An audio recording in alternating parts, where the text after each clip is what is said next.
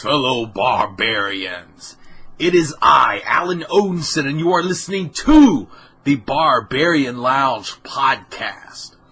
I want to thank you guys for joining me today. We got a pretty interesting show lined up for you. So let's talk about a few things. We're going to be talking about some things that have been hitting the internet by storm lately, and I just want to kind of hash these out a little bit. I've had a few people ask me my opinions on it, and I've kind of kept those to myself.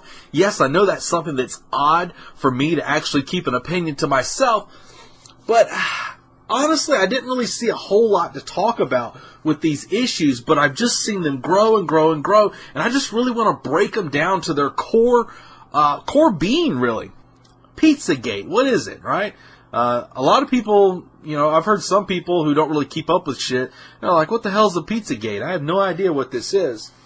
So as everybody knows, during the election cycle, you had the hacked emails of John Podesta, he was one of Hillary Clinton's top Democratic advisors, one of the guys running the campaign. Well, his emails got hacked. And once this information came out, there was tons and tons and tons of emails. And they found several emails that were, shall we say, kind of interesting. A lot of people saw like codes, like it was saying, things about having, should I have some Domino's on cheese or on pasta and all this shit like that. Really didn't make any sense. Very incoherent. So a lot of people were saying this was code and stuff for different things. Mainly related to child sex trafficking and pedophilia. So the two main places that were named in this was Comet Ping Pong Pizza there in D.C., as well as right next to it, Besta Pizza. And a lot of people got into the symbols and everything, but basically what they were saying was these places were fronts for child trafficking. First off, as it relates to high-ranking elites and child pornography, child molestation, issues of sex trafficking, our high-ranking government officials throughout the world, not just in the United States, have they been found guilty or been associated with people who have been found guilty? Yes, they have. Absolutely. You can look at guys like Jimmy Savile, who looks like a fucking goblin creature that snatches kids in the night if you look at that fucking guy. Jesus Christ. You look at that guy, and Jimmy Savile was a guy who was working close, very, very close, with the royal family. Some conspiracy theorists would say that he was actually supplying children for the royal family, but, I can't find you documentation on that, so I cannot say that without a shadow of a doubt. You've got issues with Sandusky, who was busted for similar things, and he was connected to this Lolita Express that supposedly Bill Clinton and a lot of other high-level people were involved with. So, you can make a lot of questions as far as that goes. There's been countless issues of different high-ranking people. I think Anthony Weiner was actually busted for sexting a younger girl. So, there's a lot of issues that have come up with that. So you cannot deny, without a shadow of a doubt, that this thing goes on.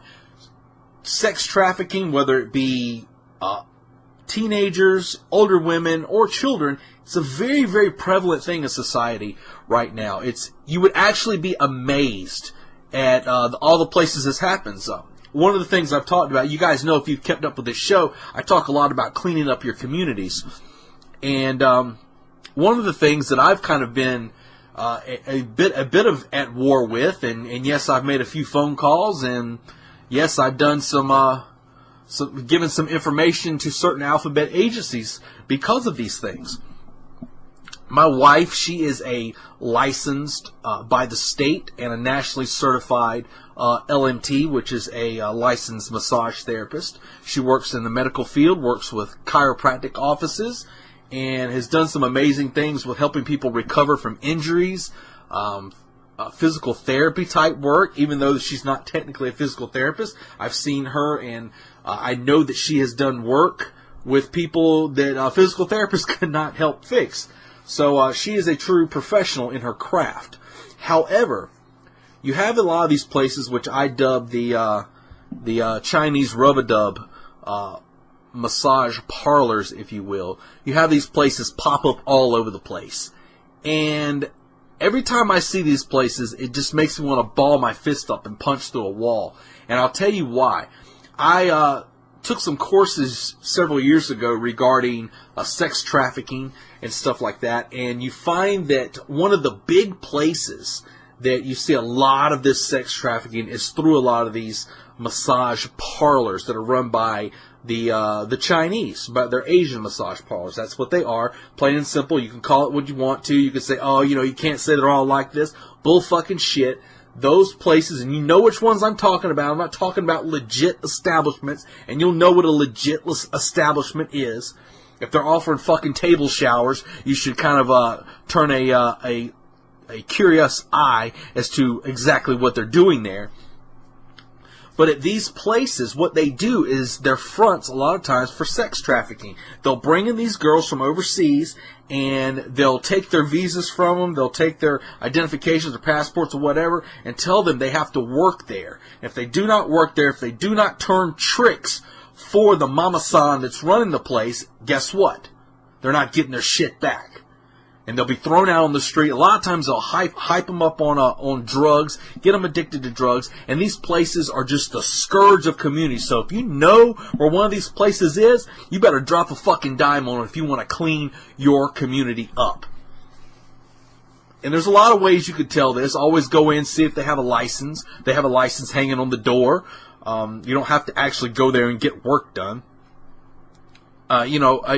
You'll be able to tell, because that's usually one of the first things I do. I'll go up to one of these places and I'll say, hey, they'll say, oh, ask them what what kind of work they do or whatever, and they got the prices usually listed on the wall and shit, and I'll say, okay, you have a licensed therapist? And they're like, yeah. And I say, oh, okay, good. I said, can I see the license? And they're like, okay, thank you, have a good day. And they'll push me out the door as fast as they can because they know what I'm there for. And I'm glad. I want them to know what I'm there for, because until we start actually standing up against small instances like this, you're not going to be able to push these people out.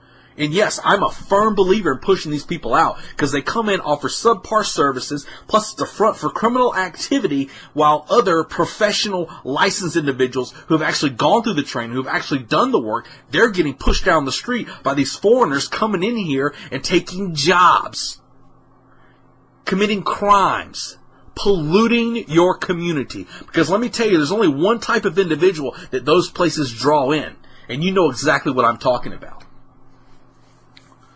So I just went off on a gigantic rant there, but boy, I've been holding that one in for a while. So, getting back to what I was talking about, I do not doubt in the least bit that these things go on. Absolutely they go on. With elites, with fucking trailer trash. It happens. It goes on, and I remember when I was taking that course, and one of the things that I saw was that in a lot of small town areas, man, you got these things happening. The girl down in Myrtle Beach, South Carolina, who was kidnapped, I can't remember her name, and I apologize I can't remember her name, but she was the girl that was kidnapped, and she was killed and fed to alligators down there. Well, this was a white girl that was picked up by a group of black guys, and what did they do? They took her to a house, they tied her up, they raped her, and they were running tricks in there on her. When she tried to escape, they shot her, and then they tried to dispose of the body. So the same thing happens. They're always looking to pick up. A lot of times it's these young little white girls that they're looking to pick up. And who is it that's usually doing it? It's usually black guys. So I'm sorry if that offends your sense of your sense of decency or whatever you want to call it, but I'm calling it like it is. If you don't believe me, look the shit up. It's not hard. Don't sit here and get all emotional and go, oh, you can't say that, Odinson, because that's not true. We don't all do that. You're right. You don't all do it. And that's absolutely true. And I know there's some white guys that are doing it too, but I'm talking about vast statistics. Until we start recognizing things, until we start pointing things out, pointing out that gigantic elephant in the corner of the room, you're not going to be able to make any headway. So these things happen all over the place, and I don't doubt that they do. But let's talk about this, the facts behind this whole Pizzagate thing. So when I was looking up the information, I wanted to know exactly what was going on. I'm like, I've never heard of this, so let me check it out. Well, this was when it was first coming out. And basically what it was you had people that went through these emails on Reddit.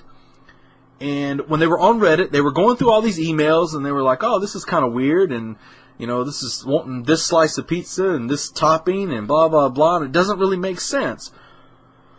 So magically, and I do say magically because there was no, master code they found, magically they said, well, this is obviously code for child pornography. And this is what this topping means, and pasta means girls, and cheese means boys, and all this shit like this. But there's zero evidence, guys. Nothing. No, it was the whole concept of what they were talking about in those emails is 100% made up. Do the emails exist? Yes. Do the are elites? Do elites and high-ranking officials and people, does child sex trafficking go on? Yes, it does. However, there is a big fat zero proof. There's no Rosetta Stone of a code that says that this is what this means. They could be talking about anything. They could be talking about drugs. Each of those things could be about drugs. You have no clue. But people magically just jumped. They jumped right to this whole pedophilia angle. And the media jumped all over it. And when I say media, I'm talking about the alternative media, not the alt-right. I think recently the alternative media has believed themselves to automatically jump into the status of alt-right. And I can tell you, alternative media, you are wrong. You didn't magically become alt-right. The alt-right's been around longer than you have, and you are the alternative media. The alternative media, immediately they jumped on it. They had people going in and doing all these little secret sting operations where they took their cameras in there and their cell phones. They're like, ooh, this is creepy artwork. And, I listened to this one guy, and he was like, yeah, and the people, when we went to the door, the hostess greeted us, and she was like, hey, how you doing? Oh, you're going to have a good time. This is how he described it. And he gave, of course, the address to the video. I watched the video. What did I see? I saw a hostess being nice. She said, hi, how you doing? Okay, how many people? All right, well, let's go. And that was all it was. So you get these people going in, and this is the problem with a lot of conspiratorial research. And let me tell you something, guys. I've always been into conspiratorial stuff for a long time. Longer than I've been doing the Barbarian Lounge, trust me. And maybe one day we'll get into some good conspiratorial talk on here. I don't know if you guys are really ready for the Odinson take on conspiracy, but let me just say that I've got some stories I can tell, and I've got some people I could bring on this show that just might blow your mind, and maybe some of them might even have you questioning your reality. So if you guys might be interested in something like that, shoot a comment, shoot me a message, say, hey Odinson, that sounds pretty fucking interesting. Because a few of you guys that have met me, I've told you some of my stories, and they've got their mouths just dropped open like, holy shit. So, I've got some stories, guys. But the alternative media, they jumped on this whole story, man. It was like, oh, Pizzagate's real, and blah, blah, blah, and all this. And you know what it was? I can tell you exactly what it was. And, plain and simple. I tried to think of some fancy ways to put this and try and kind of break it down this way and that way. But basically what the alternative media's response to this whole issue was not investigative journalism. It was not, in the alternative media there's a mindset that goes out that says that, you don't believe it, look it up. Look it up, man. Look it up, man. You can check it out. Just look it up. But yet when something like this comes out, they don't look it up. They take a broad brush and start painting with it, rather than paying attention to exactly what they're doing and staying within the lines. And we see this a lot. This happens all over the place in the world of conspiracy. But basically, the alternative media's response was careless and reckless. Absolutely, 100%. And, and they can say what they want to, and I know you probably talk to tons of different alternative media groups, and they'll say, oh, that's not true, but I'll tell you right now, it's bullshit.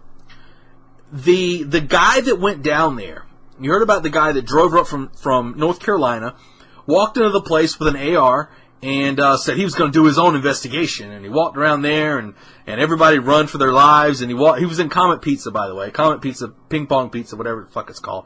Sounds like a Chinese joint, right? Comet Ping Pong Pizza. But there goes all my Asian listeners. Damn it. Now, you know I love you guys.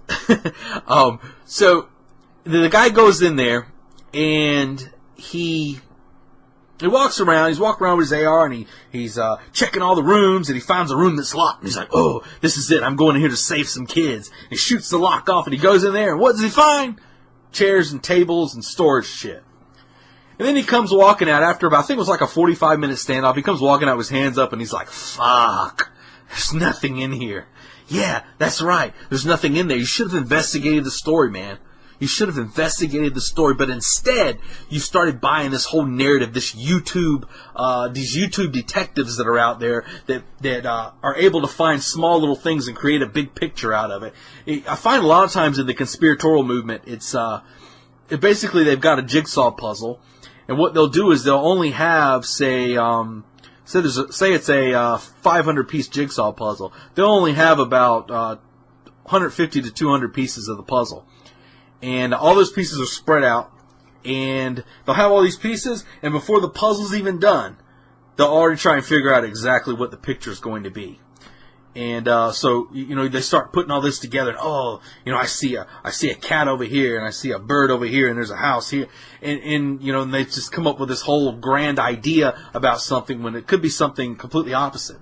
And that's one of the things I've always found in the conspiratorial world. It's very easy to get lost. It's very easy to make assumptions about the things that you see without really having evidence. And I've always been the type of guy, I've always loved investigative type things, journalism and whatnot. I've actually broke some stories that ended up being big news on websites like InfoWars.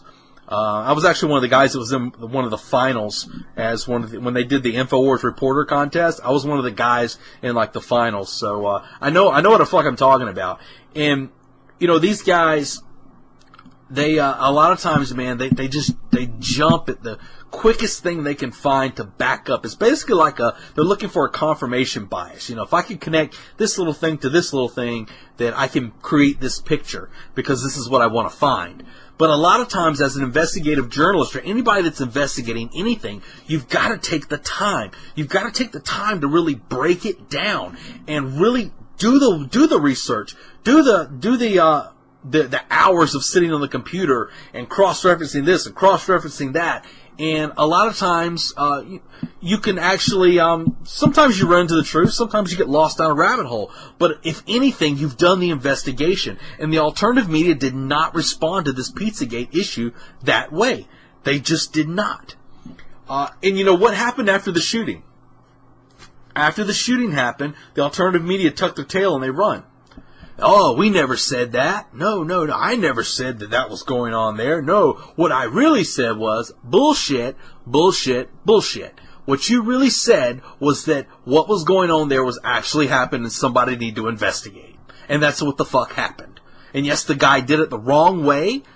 Absolutely did it the wrong way. But you guys pushed that narrative. And that happened because of faulty reporting. It just did. I'm sorry, and no, you're not to blame. You're not to blame 100% for this guy grabbing a rifle and going down there. That guy was fucking whacked out anyway, and it's bad because the guy had his own daughters and he's got 2 kids that he had custody of, and now his life is fucked up because he bought into something without researching it. And as I said before, one of the biggest dangers with the conspiratorial world in general is it's very easy to get lost down these rabbit holes. Trust me, man, I have been there, guys. It is very, very easy because there's so many things out there. There's so many different angles you can attack things from. You can go from the fucking aliens to 1 minute, then you can go to we live in a false reality, then you can go to Illuminati, then you can go to the Masons, and you can go all over the place, and before you know it, you're completely lost, running around in circles, and you never actually find anything. The easiest way when it comes to these things that I found as far as like picking your fight, a lot of times people try and pick fights that are, in the world of conspiracy especially, they try and pick fights that are much bigger than them. You're not going to save the world. You're just not. Your one little tidbit, your YouTube video is not going to change the world. It's not going to do it. A lot of times people try and attack these things on a broad scale. Oh, we've got to wake everybody up, and oh, we've got to break this story worldwide and all this stuff. No, that's too big. It has to start in your community. And I've always been a proponent of small work on a long game basis. Start working in your community. Think about it. If every community in a state were to clean themselves up, what would in turn happen to the state? You can think of it on that scale. If you really want to change the nation, when that starts happening on a national scale, of people taking charge of their communities and not getting caught up in all this bullshit, that's when things start changing. That's when nations change. That's when worlds change. It's not going to come from your YouTube video. It's not going to come from some document that you picked up off of fucking Reddit or something like that. No. If you really want to start changing your community and making it better, you want to stop actual child trafficking, start getting rid of some of these places that we know are doing it. You know they're out there. You know places where you're at that has prostitution. You know places that have these fucking rub-a-dub clinics there. You know where they're at. You can think of probably several right now. Drop a dime on them. Find out what's going on there. Clean your community up. You have to really start understanding. You have to start really thinking to yourself, what can I prove? You fight the things that you can prove. Investigate the things you can't. And if you cannot prove them, you do not act. It's plain and simple. Do not waste your energy down a rabbit hole that you may never make it to the bottom of. You fight the fight that you know. This is one of the reasons that groups like Red Ice, I love listening to Red Ice. And initially, I've been listening to Red Ice for many, many years. I was listening to Red Ice probably before a lot of you guys were, if you listen to Red Ice. But Red Ice right now, they used to be one of those that show that was kind of down a rabbit hole, and they were going all different directions. It was aliens and consciousness and Illuminati and all these things. They were everywhere.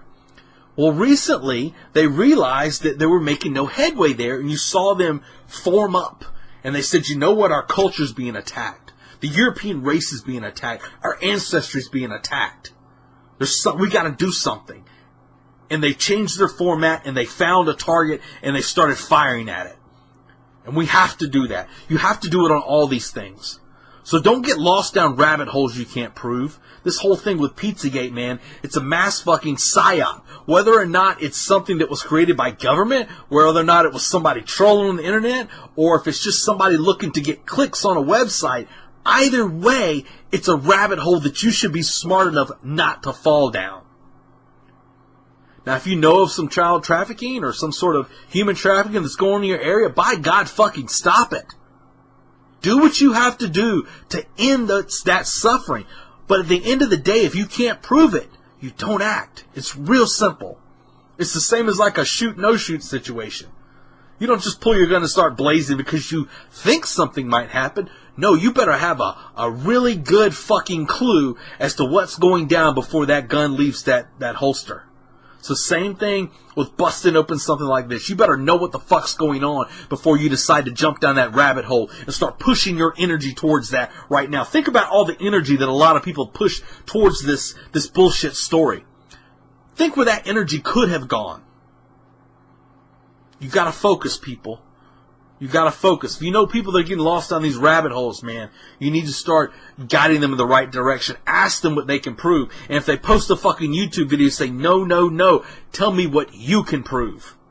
And usually they don't have anything because they haven't investigated. It doesn't take long. It doesn't take long.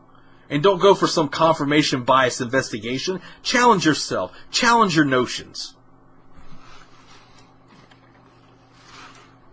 So, that's my take on the whole Pizzagate debacle. I think it's a rabbit hole that you're never going to find the bottom of. Probably the people who have found the bottom of that rabbit hole are probably down the hole themselves, covered in dirt with a bullet shot to their head. If such a thing were to happen.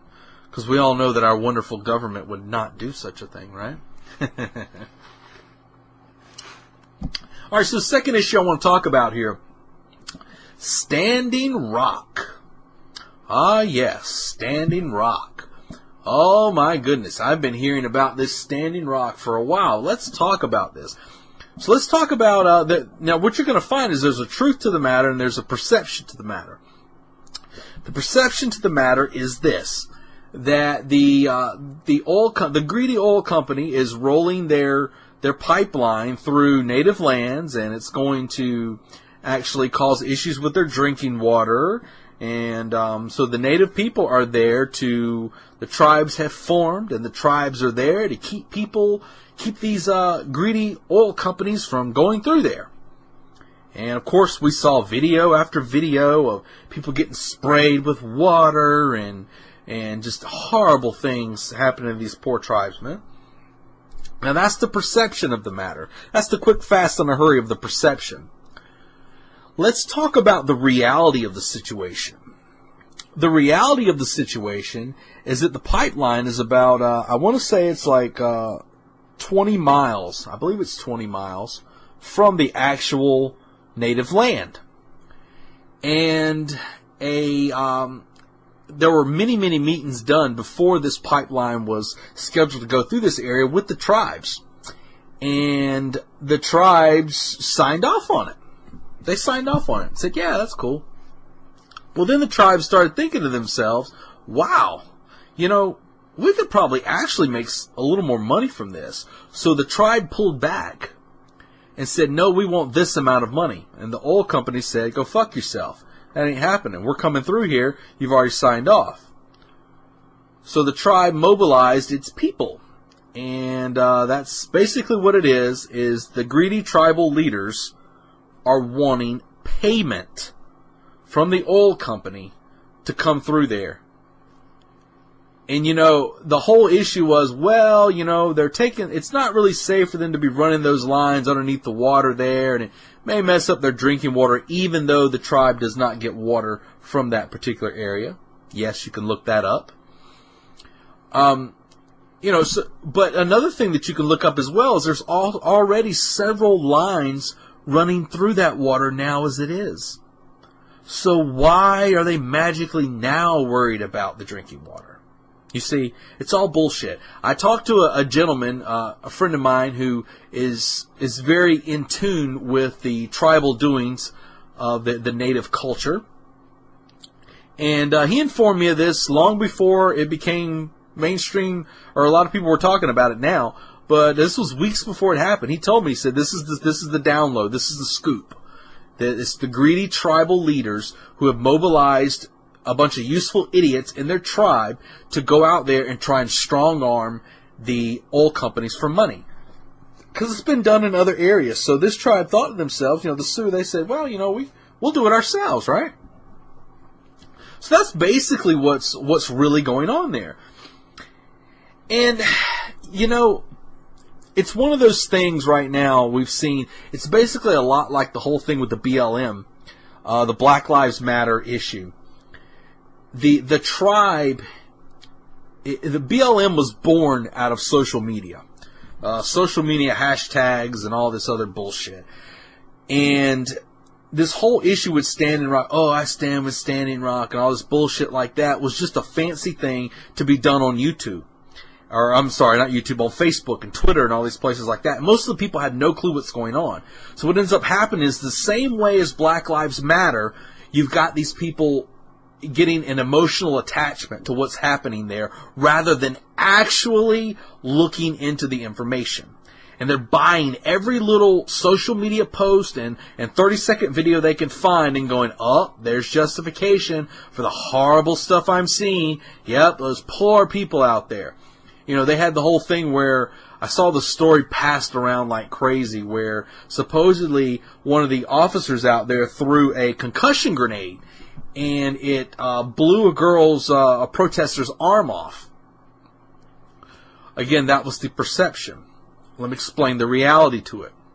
The reality to it was that she had a handmade IED from a little teeny, one of those little green propane tanks that you use on those little camping stoves. She had one of those that she had rigged up as a homemade IED and was going to throw it. Well, it blew up in her hand and blew her fucking arm off. That's the reality of the situation. Don't believe me? Look it up. Okay? So,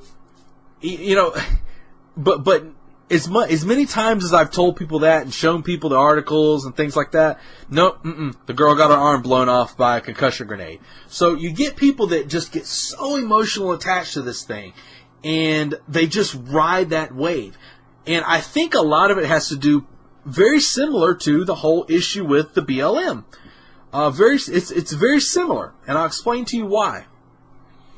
I think it's very natural for people, especially of European descent, to automatically feel a level of guilt towards the Native American culture.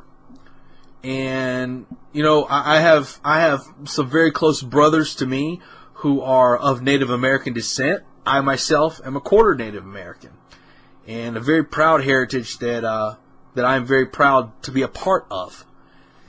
And, it's this issue where Europeans start to get this rap, and they start to get, it's basically almost kind of this whole European white guilt issue. The BLM used it. They used it towards the white people. They used the same thing. It's the same thing that's happening with the Native Americans. A lot of people see horrible things going to Native Americans, and we hear it every year where people bitch about Thanksgiving, and they bitch about Columbus Day, and they bitch about everything they can fucking find to be negative towards the Native Americans. Or, I'm sorry, towards Europeans' response to Native Americans. Oh, you killed them and took your land. Let me tell you what my favorite little meme is. My favorite meme is they'll show like a white guy, and he'll say, we want all illegals out of here. And then the next little picture will show this Native American chief, and he goes, okay, you first, or some shit like that, right? And I love that meme because people post that, and it's kind of, they post that little meme, and it's kind of like a, ha-ha, I've got you now, you horrible European. But the reality of the situation is, I always ask them, I say, tell me something. What was the name of this country before Europeans got here? Go ahead, I'm waiting. What was the name of this country before Europeans arrived? Oh, it didn't have a name, did it? It was just a massive mound of land where native people were living here. There was no name for it. You won't find a name for it. It was not called America. So who made America? Who created America? One of the things that Richard Spencer, that's a gentleman that I am trying to get on this show, and that ought to break the airwaves when I do. One of the things that people got very, very offended at Richard Spencer for, and I will admit from an emotional level, when I heard it, I thought to myself, whoa, dude, I don't know about that. But then I really started to think about it. When Richard Spencer made the comment that that America, the United States, belongs to white people. And at an emotional level, you hear that and you're like, dude, that's fucked up. Because, I've got friends who are of minority descent, and and I've got brothers who fit that category. But when you really break down that statement, when you really break it down, who founded America? Europeans. They did. Whether or not it was fucking Columbus, whether or not it was the Vikings. Either way, they came here and give it a name. Vinland. America. So, you can't, as emotionally taxing as that may be for a lot of people, you can't argue that statement. You can't. Can you say it belongs to them now? That's up for debate. Because there's a war going on right now that a lot of people aren't willing to pay attention to. And if you listen to my last episode, you'll understand my take on that whole issue. But, I think we see a lot of that right now. And I think that's one of the reasons this issue with Standing Rock hit people so hard, is they wanted to get hit by that guilt. They felt that guilt automatically. But I ask you, what is there to be guilty of? Well, really, what is it? Europeans came here. They conquered a people that were here and took their land. That's what happened. If I was those people, if it was some of my native relatives that were there when that happened, that would have been a bad thing. I wouldn't have liked that at all. It would have been horrible. I mean, yeah, wouldn't have liked it. But guess what? Those people, as hard as it is for us to accept, those people were defeated. They were conquered. In the same manner as when Rome conquered areas, it was horrible for the Germans. It was horrible for many of the groups that were conquered by the Romans. For Rome, it was great. When Genghis Khan was taking territory, taking land, taking people, it's horrible for them. Pretty damn good for the Mongols. So you see, how do you apologize for being a conqueror? You don't. It's one of the things I've talked about a lot on this show. I've talked about this idea of being a conqueror. It's like, if we look at it on a personal standpoint, let's say that you are in a, I don't know. Let's put it in a concept that most people are privy to. Let's talk about in business. Let's say that there's an opening for a supervisor position where you're at, and there's several people in line. You're one of the guys, and it's basically a contest. Whoever can do whatever whoever has the best showing is going to get the job, and you win. What is there to apologize for? Oh, I'm sorry that I was better than you. I'm sorry that I did more work than you did. I'm sorry that I was able to beat you in a contest. You see, it's very easy to react emotionally to these things. It's very easy. And I find myself a lot of times having to fight that emotional outburst. Because if you guys listen to this show, you know I'm a guy who I ride an emotional roller coaster. I do. But I tend to find that taking that emotion and converting it to a passion that I can express to other people, that's the difference between the two. A lot of people just get emotional and they react in a non-thinking way. They don't really hash out all the details. But when you react with something with passion, it allows you to analyze it, push forward with the same vigor as an emotional person would. So a lot of people, man, they get this whole idea that because we were conquerors, because the European people have went in and conquered an area, that all of a sudden, that makes them bad. No. Just makes them really good at what they fucking do. Because let me tell you, a lot of things that the Europeans brought, when they come here to the United States, when they founded America, guess what? Guess what they did? When they took those lands, they built cities there, they had trade. And now, look all across the world. There's only two cultures who have been conquerors, but they've also contributed to the world. You look at Asian culture, and you look at European culture. Asian cultures, when they conquer, what do? They build shit. They build temples. They build massive structures that echo throughout eternity. You don't see that stuff in other places across the world. Yeah, you may have little small tidbits in there, but those areas fall. Look how long European culture's been around. Look at how they've went in places that were mounds of dirt and actually built them up into something great. So I think a lot of the issue that we saw with Standing Rock is really broken down to an emotional display of white guilt. Plain and simple. But another thing that could be brought up about the whole thing regarding Standing Rock is something that I've thought about, and I've had some people talk to me about this and have recommended some different reading that I've looked into, and it talks about the dangers of tribalism. You know, we here at the Barbarian Lounge, along with our other allies as well, we're very pro-tribe. We're pro-tribalism, but it's also wise to understand the pros and the cons of the system in which you appreciate.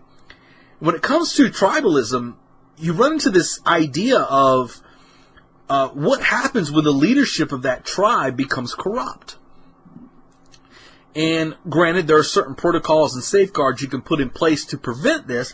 However, if those things get bypassed in the same manner that we've seen there at Standing Rock, where these greedy tribal leaders are in place, and the thing with a tribal leader is a lot of times, once they establish that position, it 9 times out of 10 becomes an unquestionable type of position to their particular underlings. And when the tribe leader says, do this, everybody fucking does it, whether it seems a little weird or not. So you have to be mindful of the tribes in which you gather. Be mindful of the people who are leading them.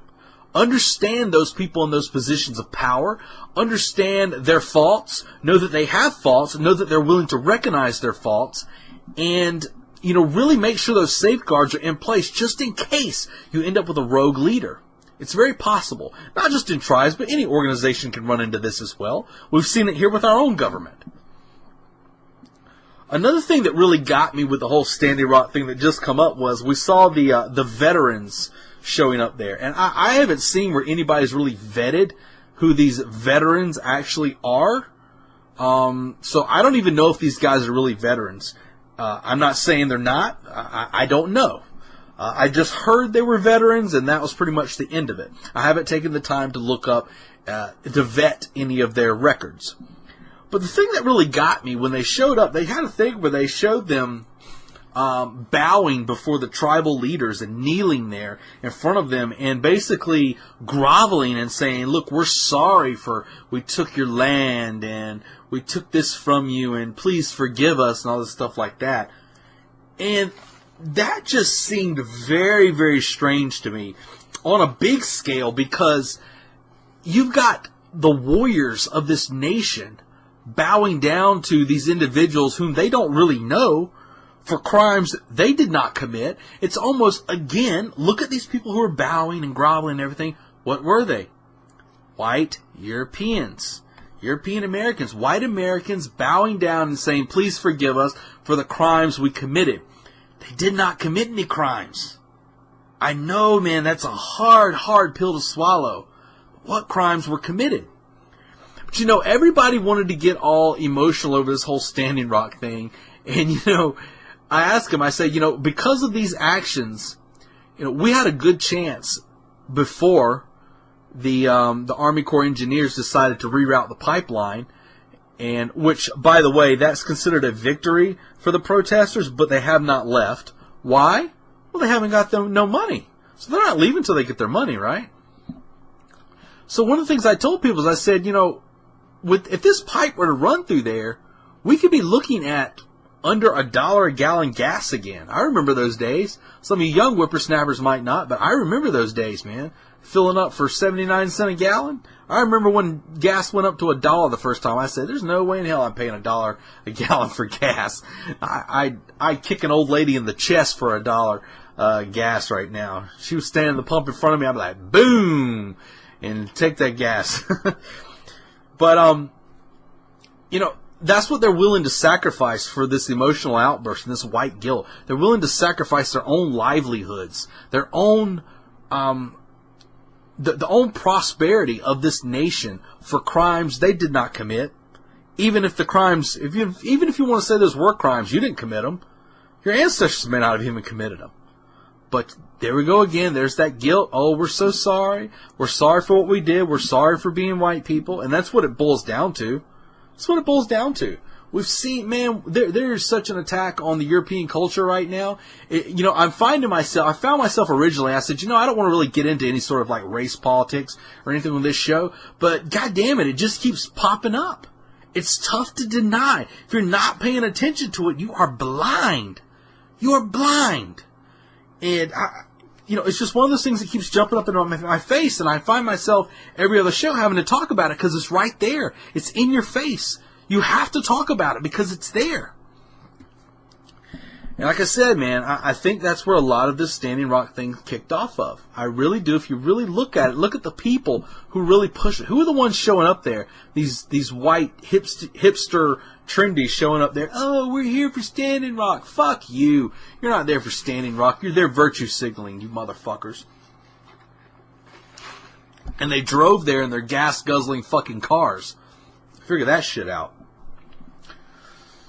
So the last thing I want to cover real quick, I just want to cover this. I say I'm going to cover it quick, but fuck, I don't know how long it's going to go. Let's talk real quick about fake news. Just because that's been a thing that's been on everybody's news, or big in everybody's news feed, everybody's posting shit about it. They're talking about fake news, fake news, fake news. So fake news is supposedly shit that's popped up out of Russia during the election that got a lot of attention, all that stuff like that. I can tell you right now that's horse shit. Yeah, sure. There's some sites out of Russia that post some really crazy things. There's one particular disinformation individual out there who writes under the name of Sorchafaal, Sorchafaal, Sorchafaal. They usually write under the headlines for EU Times. I haven't seen any of their shit in a long time, so they may have changed their name. But they used to always have these articles that were complete horse shit. So, there's all the stuff's out there. One of the things I've always said about the internet is the best thing about the internet is there's so much information out there. And the worst thing about the internet is that there's so much information out there. You never know what's real, what's bullshit, whatever. But the main thing that's really interesting right now is you've got the mainstream media and the federal government saying we need to do something about fake news. And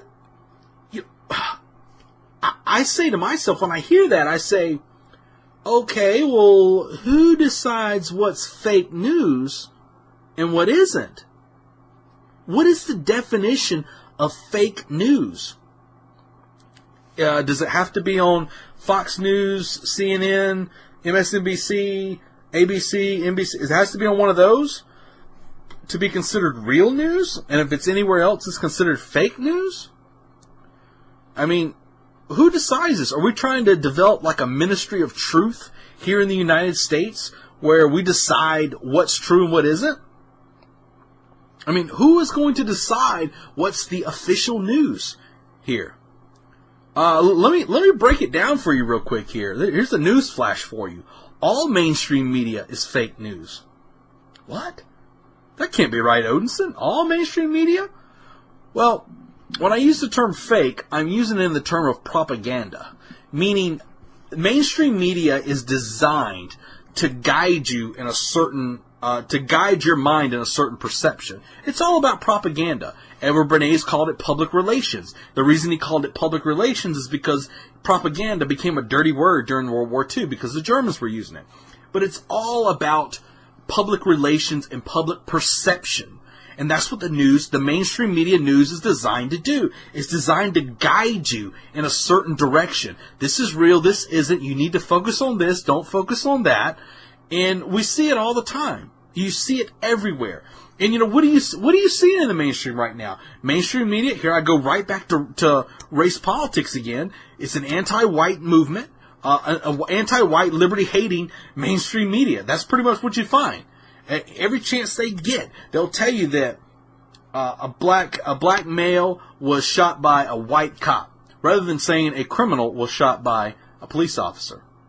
Now, if it's reversed, well, if it's a white guy that gets shot by a white police officer, they say, robbery suspect killed by police officer at such and such time. They'll word it that way. But they're always trying to get your mind in a certain area. That's what they do. That's what they do. I know you guys have seen this. I don't have to preach to you. But let me tell you, mainstream media is fake news. It's a propaganda platform used by the people in power to push your perception in a certain area. They want you to think that if you got people, they want you to think that the idea of a nationalist and a supremacist is the same thing. A white nationalist and a white supremacist is the same thing. It's not. Look this shit up, okay? They want you to think these things are the same. They want you to think that that it's open season on black people by police officers. That's what they want you to think. They want you to think there's no such thing as Islamic terrorism. You see, so what's the fake news? Is the mainstream media trying to tell me that it's not fake news when they come to me and say there's Islamic terrorists is not a threat? I think that President Obama came out today and said there has not been, this is a fucking quote, there has not been one Islamic attack in the United States since he's been in office. What? Boston bombing, San Bernardino, the shooting at Pulse nightclub, I think Fort Hood was under his watch. I mean, Jesus Christ, you can sit here and fucking go on forever. Not even counting all the stabbing attacks that went on. So, I mean, come on. But the mainstream media reports it, and they're like, yep, that's how it happened.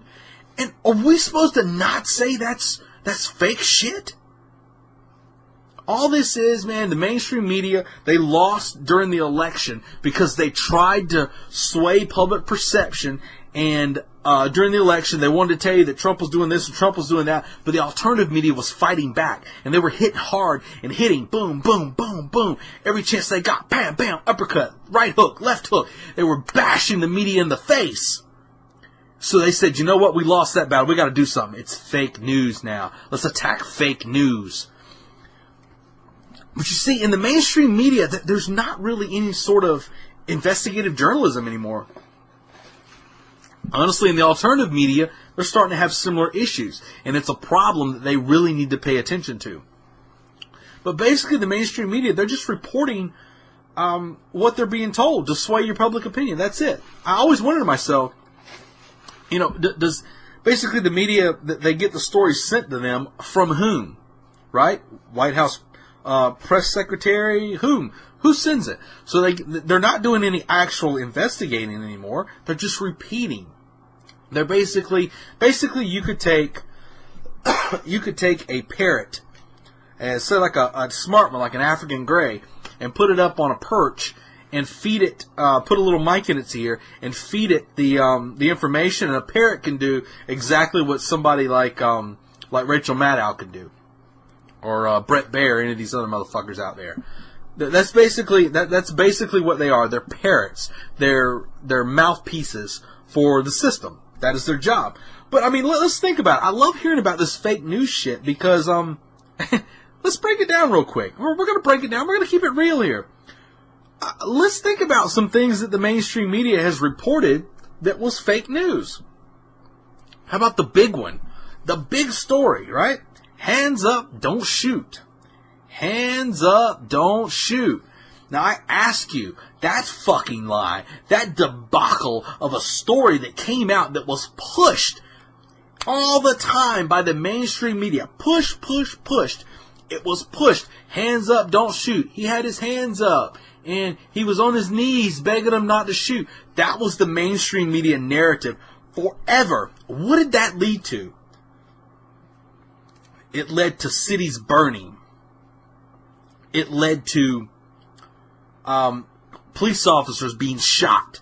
It led to mass riots, protests, and still we have people walking around with their hands up, even though it was proven without a shadow of a doubt that he did not have his hands up and he was charging, trying to tackle the officer. Proven without a shadow of a doubt. But yet that story was carried by the mainstream media. But yet they don't want fake news, right? How about another one? Benghazi. Started over a cartoon, right? That's what it was started over, right? The whole issue with Benghazi was all about a cartoon. A Muhammad cartoon. Yeah. The mainstream media reported that. And they said without a shadow of a doubt, yep, that's what caused it. Oh, I can't believe a cartoon caused it. The reason you can't believe it is because it's a fucking lie. You are liars.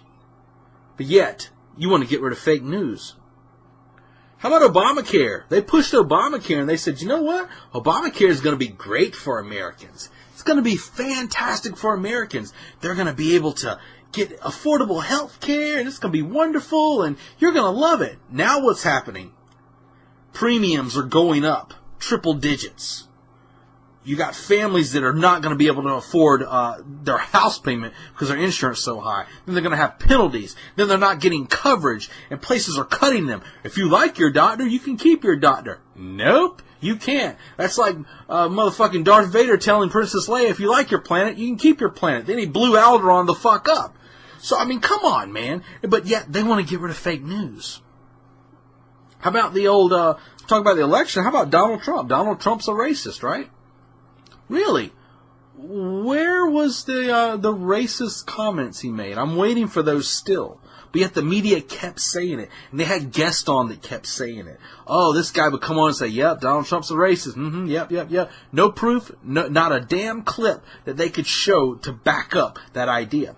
Then the mainstream media told us he can't win, right? Oh, the polls are showing Hillary's way far away. And then he ends up defeating her in a landslide. And the world said, oh, we're shocked. I can't believe it happened. You know who didn't say that? Alternative media. Why? Because we were actually reading the polls. We were seeing that they were saying Hillary Clinton is ahead of Donald Trump, and then you would look at the actual poll numbers and see that they polled more Democrats than they did Republicans. Well, of course the poll's going to show she's ahead.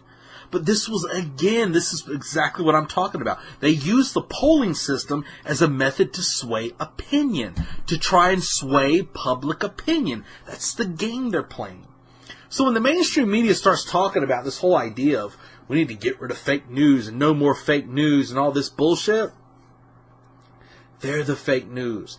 They're the propaganda platforms. They are what needs to be stopped. At the height of revolution, guess what's the first thing that falls? Guess what's the first thing that needs to fall? You, mainstream media, you're the ones that need to go down. Because let me tell you something. Well, we saw this all throughout the election. It should be clear to everybody right now. And there's still some people who are in the dark about this. But let me tell you something. Let me red pill you here real quick. The mainstream media is traitorous. They're traitors to this nation. They're traitors to the people of this nation. They're traitors to all of you. They have only one allegiance. That allegiance is to themselves. Allegiance is to filling their pockets, filling their coffers up. And that allegiance is to this system. And if they have an allegiance to this system, it's not to the people. I wonder sometimes how some of these people can get up there and talk the bullshit that they talk. It amazes me. Having guests on who they show a white Trump supporter getting beaten up by a bunch of black kids, and they say, what do you think about that? And this lady comes on, she goes, oh, poor white people, boo. Really?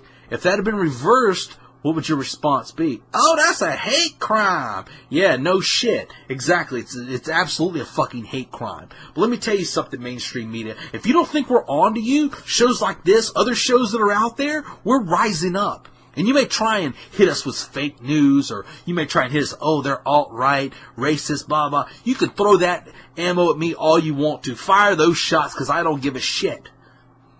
Because it's time, as I said before, this is a time for leaders. This is a time for people to start standing up. And until we can call the mainstream media exactly what it is, fake bullshit propaganda network, we're not ever going to make any headway. One of the first things you do when you conquer an area is you destroy the communication with their media. You control the media. And that's what's happening. That's why they're scared. That's why they're trying to hit everybody with this fake news bullshit. But anybody with half a brain knows who the real fake news organization is. Thank you guys for joining me. I appreciate you guys hanging out with me to talk about these topics. And, I really enjoy talking about it. I like breaking these things down. These things have been on my mind a little bit. I'm glad you guys are here to listen to me. And now, fellow barbarians, the lounge is closed.